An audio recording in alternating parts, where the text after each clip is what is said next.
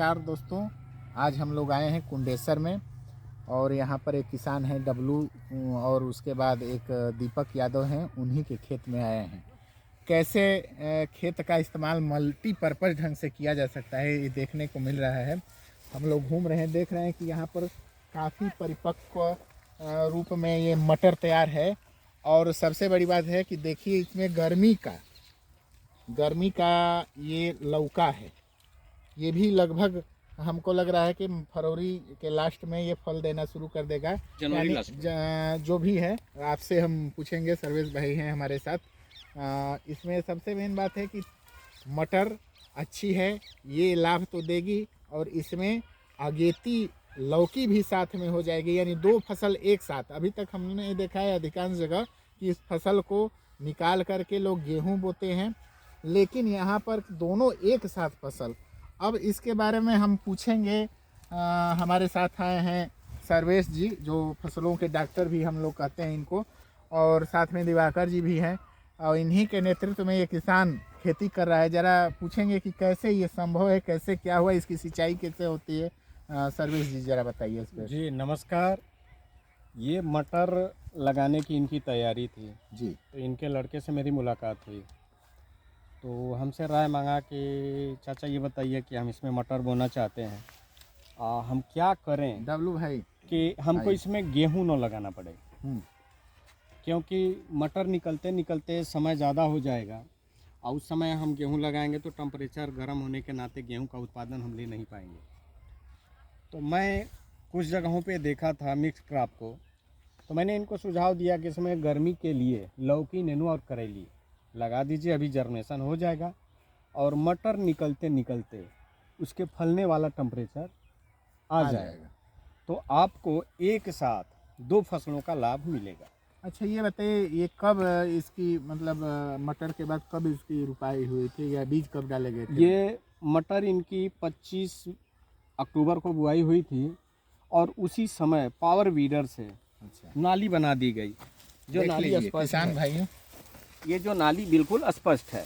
हाँ, और इसमें भी ये बुआई के बाद, मटर के बुआई के बाद नाली बनी है। मटर की बुआई के बाद बनवा दिया गया। इसमें ये लोग थोड़ा सा चिंतित थे कि हमारा खेत ज़्यादा डिस्टर्ब हो जाएगा इस नाली बनाने की वजह से। जी। तो हमने कहा नहीं, आप एक बार देखो करके अच्छा होगा। इन्होंने किया, देखिए पूरी नाली स्पष्ट है और नालियों में भी मटर पूरी आ गई है, यानी इनका नालियों से मटर का नुकसान नहीं हुआ है। फिर से मटर जो बीज था वो उग गया। हाँ। और आप देख रहे हैं लौकी भी आ गई है। इनकी गर्मी की लौकी है, गर्मी में ये फल देगा। ये कब देगा लगभग? ये आपका जनवरी एंड में कुछ फल देने लगेगा। अब इसमें फिंगर्स तो आ रहे हैं, लेकिन ज़्यादा टेम्परेचर होने के नाते वो टिक नहीं पाएंगे। ये जैसे ही 15 जनवरी के बाद थोड़ा सा टेम्परेचर ज़्यादा होगा तो इनमें फल लगने लगेंगे। ये देखिए, ये इसमें फिंगर बनना आरंभ हो गया है। दिवाकर भाई ये देखिए, इसमें फिंगर बनना स्टार्ट हो गए हैं। ये देखिए, ये बनना स्टार्ट हो गए हैं। जैसे टेम्परेचर इसके नीचे भी है, देखिए दो। ये फिंगर बनने स्टार्ट हो गए जी। जैसे टेम्परेचर न्यूनतम 20 के आसपास आने लगेगा, अच्छा, ये सब कन्वर्ट हो जाएंगे फलों में और तैयार होने लगेंगे, यानी तैयार हो जाएंगे फरवरी के लास्ट में, एंड में, जनवरी लास्ट जब बाजार लायक हो जाएगा। हाँ, बाजार लायक जब काफ़ी महंगी होती है सब्जी। हाँ, उस समय 20 से 25 रुपये। ये देखिए करेला भी है यहाँ पर, ये पूरा करेला तैयार है। ये देखिए, इसमें ये करेली लगी है।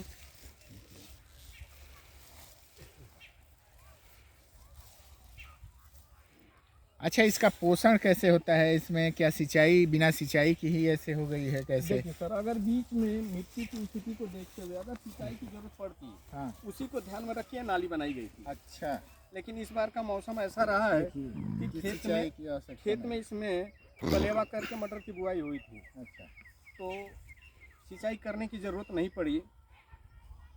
चाहे तो हम नाली में पानी खोल के दे सकते हैं। और मटर भी देखिए कि काफ़ी अच्छी मटर है और इसका उत्पादन भी अच्छा जाएगा। ऊपर से जो हम मटर के लिए दवाओं का स्प्रे करते हैं, तो उससे भी इनको खुराक मिल जाता है।